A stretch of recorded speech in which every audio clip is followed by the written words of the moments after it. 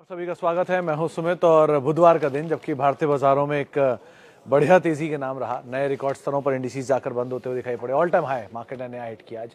Nifty bank, इसके अलावा Sensex 72,000 के पार पहली बार। मिड कैप इंडेक्स में 0.5% के आसपास की बढ़त देखने को मिली। Small cap index flat to positive side पर कामकाज कर रहा था, लेकिन आज पूरा तेजी का जो दारोमदार था वो था बैंक्स पर। पीएसयू बैंक 2% ऊपर। बैंक्स में खरीदारी, बैंक्स में एचडीएफसी बैंक एक तरफा तेजी 1700 के पार पहली बार पहुंचा। Market cap almost 13 lakh crore की तरफ पहुंचते हुए दिखाई पड़ रही है। बढ़िया तेजी वहां पर देखने को मिली। इसके अलावा आज नए शिखर पर जाकर तो इंडिसेस बंद हुआ ही हुआ। करीब 170-171 अंकों की बढ़त थी मिड कैप इंडेक्स में। 700 अंकों का उछाल देखने को मिला सेंसेक्स में। और जो अपमूव है वो मतलब जो रिकॉर्ड तेजी है वो तो कंटिन्यू है ही, जिसमें आप तेजी देखेंगे आज केमिकल में, तेजी देखेंगे पीएसयू में, तेजी देखेंगे आज बैंक्स में, आईटी में सेलेक्टिव आईटी बाइंग जो है वो लास्ट आवर में आते हुए दिखाई पड़ी। स्टॉक स्पेसिफिक स्टोरी तो चली रही हैं, लेकिन PSU banks, auto, realty, metal सब में ही ज़बरदस्त खरीदारी आज के सत्र में आते हुए दिखाई पड़ी। बैंकिंग, आईटी, फाइनेंशियल, ये कुछ और ऐसे नाम थे जो कि अच्छे तेज़ी के साथ सपोर्ट कर रहे थे। सो मार्केट के अंदर मोमेंटम स्ट्रांग है और उस स्ट्रांग मोमेंटम को मार्केट कैरी भी कर रहा है। अच्छी तेज़ी देखने को मिल रही है और थोड़ा कॉशियसली रहने की ज़रूरत ज़रूर है, क्योंकि ओवर एंड अबव एवरीथिंग मतलब हर चीज़ का अति खराब होता है। तो बाजार की तेज़ी भी है, दो अर्निंग सपोर्टिव है, लेकिन 25-26 के मल्टीपल पे सेंसेस का कामकाज कर रहा है। मतलब आज से 1 साल पहले या 6 महीने पहले 17 के मल्टीपल पे था। तो वैल्यूएशन एक्सटेंड हुए हैं थोड़े से, लेकिन ठीक है, स्टॉक स्पेसिफिक अप्रोच रखिए।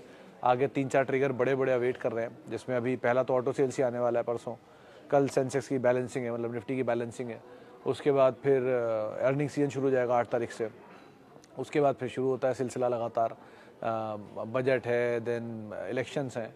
सो इस तरह के बड़े बड़े इवेंट्स आ ही रहे हैं, तो उसको आधार मान के आप नज़र रखिएगा। बट अदरवाइज़ बाजार में अभी के लिए तो मूड अच्छा है, तेज़ी अच्छी है, तो उसको कैरी करिए और अकॉर्डिंगली यहाँ पर कॉल लीजिएगा।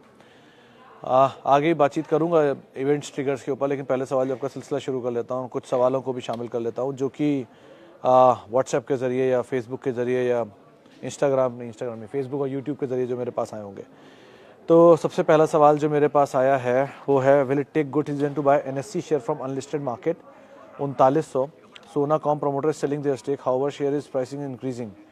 INOX India IPO allotted an IPO thinking to add more. तो सिंह साहब, आइनॉक्स के केस में though they are into hydrogen और स्टोरी भी अच्छी है। सो एक ही कंसर्न है कि पूरा पूरा ओएफएस था, तो कोई पैसा कंपनी में नहीं गया, सारा पैसा प्रमोटर पास गया। सो इस पार्ट को अगर आप दरकिनार रख के एंटर करने की सोचें तो कर सकते हो। बाकी अलॉटेड है आईपीओ के, अलॉटेड शेयरों में नीचे मिल ही जाते हैं आज नहीं तो कल। तो बेटर इज़ कि आपको कहीं ऊपर मिल रहा है तो थोड़ा थोड़ा कैपिटल निकालने में कोई हार्म नहीं है जिनको अलॉट हुए हैं वो।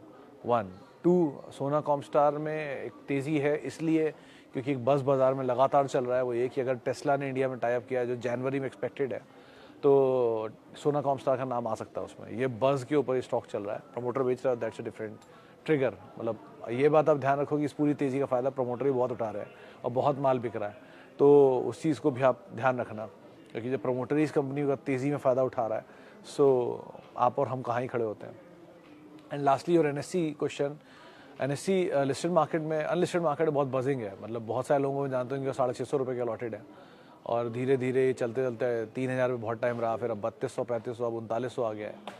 सो तेज़ी तो चली रही है क्योंकि बाजार मान रहा है कि सस्ते वैल्यूएशन पर है, ये वर्ल्ड का सबसे सस्ता एक्सचेंज है वैल्यूएशन वाइज, इसलिए बाजार खींच रहा है इसको। बट अनलिस्टेड मार्केट में सब कुछ हो रहा है, लिस्टेड में भी कुछ है नहीं। आज भी वो मैथन लॉय ने खरीदा है इसमें 324 करोड़ रुपये के शेयर। सो तेज़ी तो लोग मान रहे हैं इसमें भी, और बाकी अनलिस्टेड में ज़्यादा ट्रैक करता नहीं, क्योंकि वहाँ पर जब सब कुछ लिस्टेड में है तो अनलिस्टेड में जाने की क्या ज़रूरत है। इतना कुछ तो यहीं मिल रहा है, तो वहाँ जाकर अनोखा ऐसा क्या हो जाने वाला है।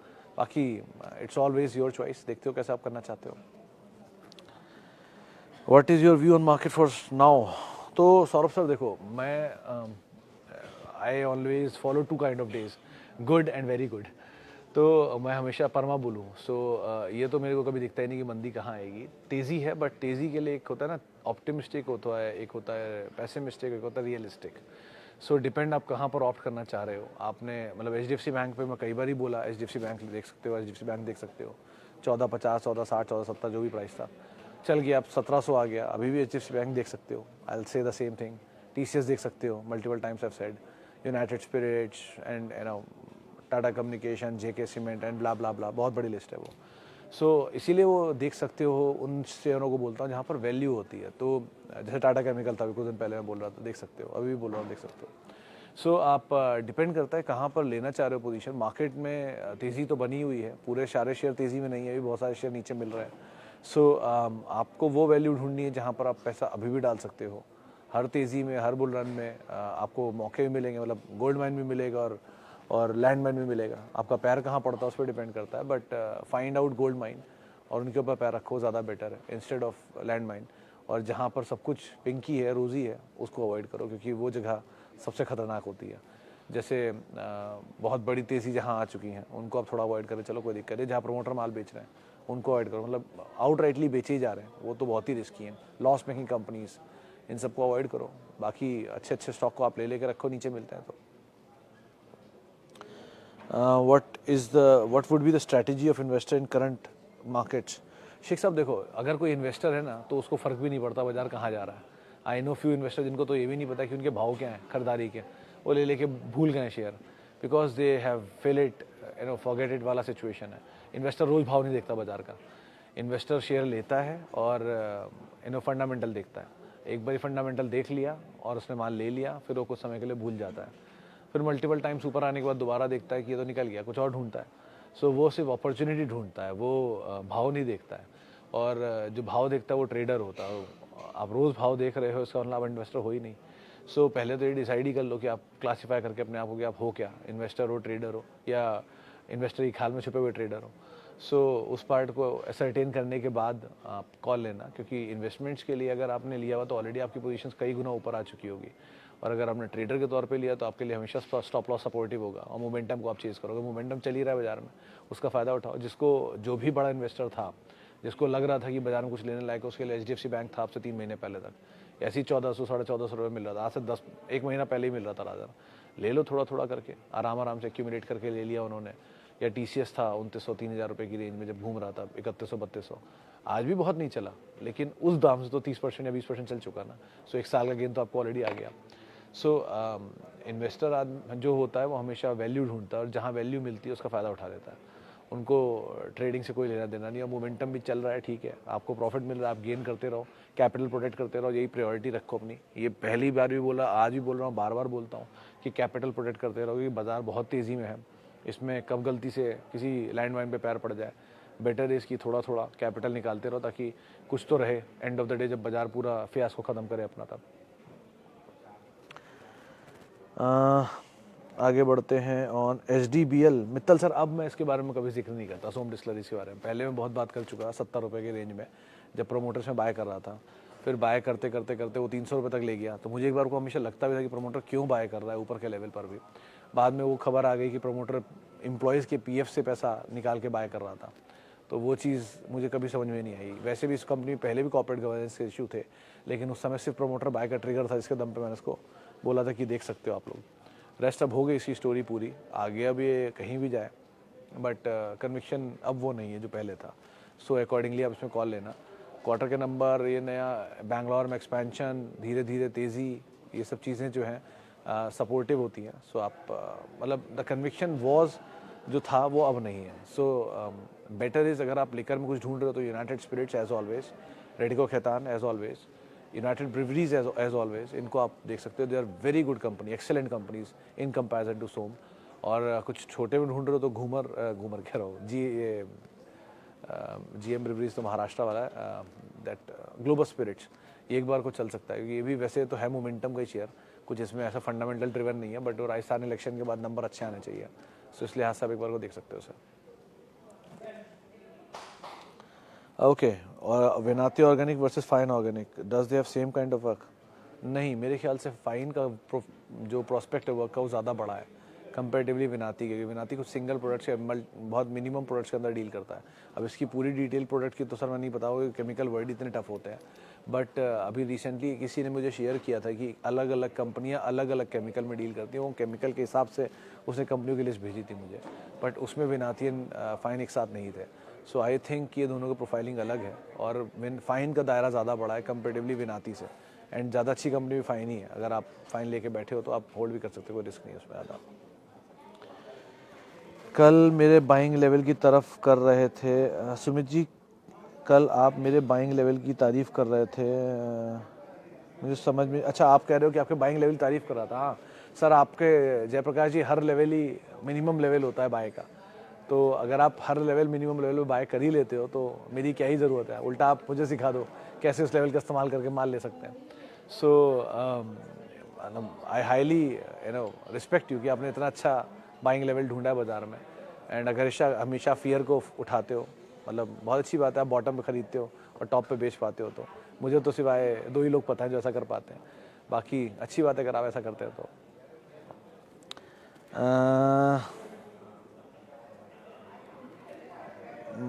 JP power and SJVN, Kuldeep sir दोनों को दोनों एग्जॉर्बिडेंट चल चुके हैं। 18 रुपये या 17 रुपये जेपी पावर पहुंच गया आज, और एसजेवीएन भी 80-90 रुपये पहुंच गया, और दोनों की 23 रुपये से चला है वो और 5 रुपये चला है वो। एक बड़ा ट्रिगर जेपी पावर में इनकी एक सुनवाई होनी है जेपी एसोसिएट के साथ, वो सुनवाई में अब तक कुछ आया नहीं है पॉजिटिव। अगर वो आ जाता है तो इनको कुछ पेमेंट आ सकता है कहीं से, वो एक ट्रिगर है जिसको बाजार खींच रहा था। एंड लाइक वो एसजेवीएन बहुत बड़ी तेज़ी दिखा चुका है सर। पीएसयू पूरे साल का थीम रहा है 2023 का, ग्रीन एनर्जी, रिन्यूएबल एनर्जी, या कोई भी ट्रिगर आप मान लो, तेज़ी के हमेशा ट्रिगर होते हैं, ठीक है, लेकिन बड़ी तेज़ी आ चुकी है। तो अब इस तेज़ी को और कितना बड़ा, ऐसा नहीं हो सकता ना 20 रुपये का शेयर 90 रुपये हो जाए, फिर 90 रुपये का शेयर 900 हो जाए। हो सकता है लेकिन इतनी जल्दी नहीं हो सकता। इक्विटी जैसी कोई चीज़ होती है, वैल्यूएशन जैसी कोई चीज़ होती है, प्रॉफिटेबिलिटी की सपोर्टिव जैसी कोई चीज़ होती है, उस चीज़ को भी आधार मानकर कोई कॉल लेना, कि सिर्फ अनाप शनाप दाम बोल देने से दाम नहीं आ जाता। तो 3500 रुपये में मैंने ही बजाज ऑटो बोला था यहाँ पर कि अच्छी 4.5% की यील्ड है, 900 रुपये या 700 रुपये पर शेयर का कैश है, आज 6500 रुपये आ गया बजाज ऑटो। अब नहीं बोलता मैं कभी, क्योंकि वो भाग चुका है इतना कि अब वो लॉजिक उसके पीछे का फेल हो चुका है वैल्यूएशन वाला। सो इक्विटी छोटी है इसलिए खिंच रहा है, बात अलग है, सबसे छोटी इक्विटी है। बजाज फाइनेंस की छोटी इक्विटी है, वो चल चुका, बजाज ऑटो की छोटी इक्विटी चल चुका, बजाज फिनसर्व की नहीं रही, इसलिए वो स्प्लिट होकर नीचे आ गया और वहीं पे रेंज में ट्रेड कर रहा है। सो ट्रिगर को तो वेट देखो आप, एसजेवीएन की इक्विटी का साइज़ देखो, जेपी पावर की इक्विटी का साइज़ देखो, लेंडर देखो किस किस लेवल पर फंसे हुए हैं, वो भी माल बेचना शुरू कर देंगे।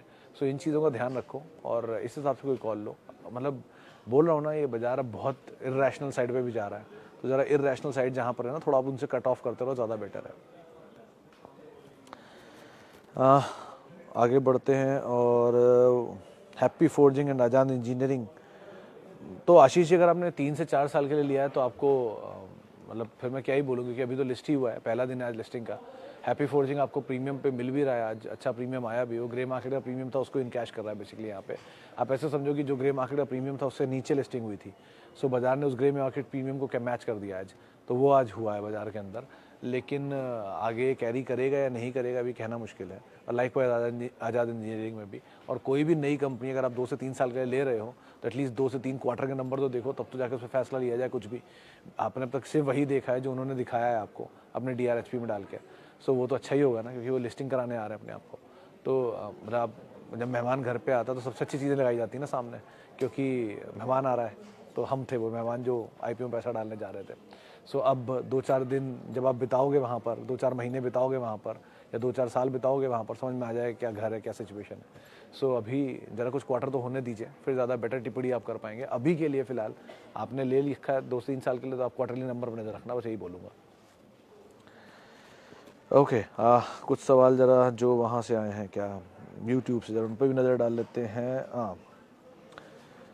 Sir Sanjeev Kedia sir mentioned about Bajaj, Alkyl Amine, Nosil and Fine Organics to easily go 3 to 4 times by 2024 end.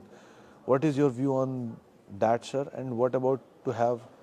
तो जैन साहब देखो, अगर आप संजीव जी को फॉलो कर रहे हो तो संजीव जी ही बताएंगे ना, मतलब मैं कैसे बताऊं, उनका रैशनल उनका है। एलोपैथी की दवाई लेके होम्योपैथी डॉक्टर के पास क्या करोगे आप खड़े होकर? सो मैं I am not the right man for that. Sanjeev ji बड़े जानकार हैं, संजीव जी रोज़ आते हैं, ही मतलब he has given his experience in the market. So मतलब मैं क्या बोलूँ उनके आगे, वो जानकार हैं बाजार के। तो जो उनके थॉट्स हैं वो उनके थॉट्स हैं, उनके लिए सर्वोपरि हैं। और मेरे थॉट डिफर भी हो सकते हैं, मेरे अपने लॉजिक्स हैं, and that's my individual choices. So मैं उस पर कुछ भी टिप्पणी नहीं करूँगा, वो संजीव जी के थॉट है। आप संजीव जी को फॉलो करो तो संजीव जी के थॉट फॉलो करो। अब रही बात क्या केमिकल में लेने लायक है, तो Tata chemical is good company. आप जाना चाहो देख सकते हो, अच्छी वैल्यूएशन है, अच्छी वैल्यू है, चला भी है थोड़ा सा, लेकिन बहुत वैल्यू भी बाकी है उसके अंदर। एंड स्टिल टाटा ग्रुप की सबसे सस्ती वैल्यू वाली कंपनी है। ये वर्ड मैं बार बार यूज़ करता हूँ क्योंकि टाटा ग्रुप की कोई भी कंपनी ऐसी नहीं है इसकी वैल्यूएशन 25 के नीचे हो यूजुअली। ये थी वहाँ पर 17-18 पे कामकाज कर रही थी। तो एक बार को आप देखना चाहो देख सकते हो, अच्छी वैल्यूएशन, अच्छी कंपनी है, पुरानी कंपनी है कास्टिक सोडा की। एंड आरती इंडस्ट्रीज़, ये जो ऑर्डर मिला आज कंपनी के लिए गेम चेंजर होगा आगे चल के। सो आप देख सकते हो इसको भी। ऑटो इंडस्ट्री स्पेस में your top picks, I have Sona BLW, Shanti gear and Shriram piston. तो Sona BLW and Shriram Shanti gears are good, both are good in fact. Sona में बस वही एक ट्रिगर है कि प्रमोटर माल बेच रहा है, थोड़ा रिस्की है, बाकी वैसे ठीक है। आप इस सेक्टर की टॉपिक ढूंढ रहे हो तो Bosch is the only company जो मुझे एंसिलरी में सबसे अच्छी लगती है। उसकी वजह क्योंकि ये पूरे वर्ल्ड में लिस्टेड ही खाली इंडिया में। आप ये बात जिनको नहीं पता मैं बताता हूँ कि बॉश जर्मनी की सबसे बड़ी जाइंट है, जर्मन जाइंट है ऑटो एंसिलरी की। इंडिया में उसने माइको खरीदा था, जो स्कूटर में स्पार्क प्लग होता है ना, मारते हुए किक, जो प्लग से स्पार्क होता है, उसकी ये कंपनी को इन्होंने ख़रीदा था और इंडिया में एक्सपैंड किया था। तो माइको के नाम से पहले ट्रेड होता था। फिर दुनिया में बॉश इकलौती किसी जगह पे अगर लिस्टेड है तो वो है इंडिया में, और कहीं लिस्टेड नहीं है पूरे वर्ल्ड में। और ये जर्मनी की कंपनी है, उसके बावजूद भी कहीं लिस्टेड नहीं है। तो अगर कहीं भी बॉश के कोई भी ऑर्डर पूरी दुनिया में आएगा तो उसका इम्पैक्ट सिर्फ एक ही स्टॉक पे दिखाई पड़ेगा, वो है बॉश। 75% प्रमोटर की होल्डिंग है और 75 ही है शायद, 72-75 बॉश ग्रुप की। और स्टेबल कंपनी है। बहुत साल पहले बायबैक लाए थे 21,000 रुपये के आसपास या 18,000 रुपये के आसपास, वो याद नहीं कर पा रहा हूँ। लेकिन it's a very good company. अगर आप चाहते हो तो आप एंसिलरी में कुछ एक स्टॉक जो इन्वेस्टमेंट ग्रेड डाल के छोड़ सकते हो, ये हो सकता है। It's a largest player. और अदरवाइज भी एंसिलरी में बहुत बड़े बड़े वेल्थ क्रिएटर नहीं है, बट आस्क ऑटोमोटिव नया आया है, वो ठीक कंपनी है, अभी नीचे मिल भी रहा है। वेट कर लो, उसमें प्रमोटर होल्डिंग ऑफलोडिंग हो जाए, उसके वजह से भी देख सकते हैं।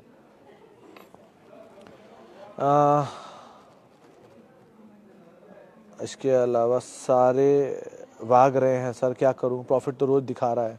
तो अरूप सर, जब ऐसी सिचुएशन हो जब आपको कुछ समझ में ना आए कि आप क्या करो, तो कैपिटल निकाल लो। बहुत ही सीधा जवाब है इसका। 100 रुपये की चीज़ 200 हो गई, 100 रुपये निकाल लो। मुफ्त के 100 रुपये पड़े, उन्हें हमेशा के लिए छोड़ दो, कुछ और नया ढूंढना शुरू कर दो। नहीं है कुछ तो शांति से कैश लेके बैठे रहो, थोड़ी देर में नीचे आ जाएगा तो आप डाल लेना। नहीं आया तो ये तो चल ही रहे हैं ना, तो पैसा तो बढ़ ही रहा है। एंड ऑफ द डे नया माल नहीं मिल रहा है ना, मिल जाएगा कुछ और। कभी ना कभी सेल लगेगी बाजार में, और बिलीव भी लगेगी, और बहुत अच्छी सेल लगेगी।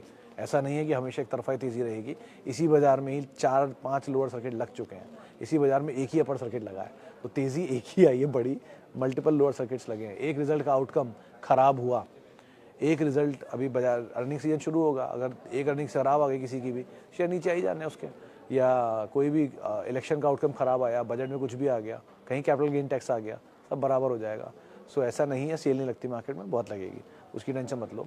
और परमा तेज़ी कभी नहीं रहती, ना परमा बुल है ना परमा बियर है ना। ये समय भी बीत जाएगा काइंड ऑफ, आराम से आप बने रहो, ऐसा कोई रिस्क नहीं है इसमें। India VIX cross 200 exponential. Sir Malik साहब, इतना पढ़ा लिखा मैं नहीं हूँ, आप तकनीकी जानकार से बात करो, वो ज़्यादा बेहतर आपको इस पर टिप्पणी दे पाएंगे। I am not the right man for that, but yeah India VIX is heated up and that is a risk. But India VIX is always reflecting the volatility, not the तेज़ी और द मंदी। तो किसी भी तरह की volatility बढ़ेगी बाजार में तो इंडिया विक्स हीट अप कर जाती है। ओके, विप्रो 580 में खरीदा है, होल्ड करिए सर, एंड आप आराम से उसमें होल्ड कर सकते हैं। BHEL और गेल दोनों में बहुत बड़ी तेज़ी आ चुकी है स्वामी जी, तो थोड़ा सा पैसा आप निकाल लो, ज़्यादा बेटर है। डिविडेंड के लिए आपको बने रहना तो कोई इशू नहीं है। डिविडेंड शायद BHEL तो देती नहीं, गेल देती है, लेकिन अगर आप डिविडेंड के लिए नहीं हो और एप्रिसिएशन के लिए थे, तो एप्रिसिएशन बड़ा आ चुका है, उसको देख कर ही कोई भी कॉल लेना अब यहाँ पर।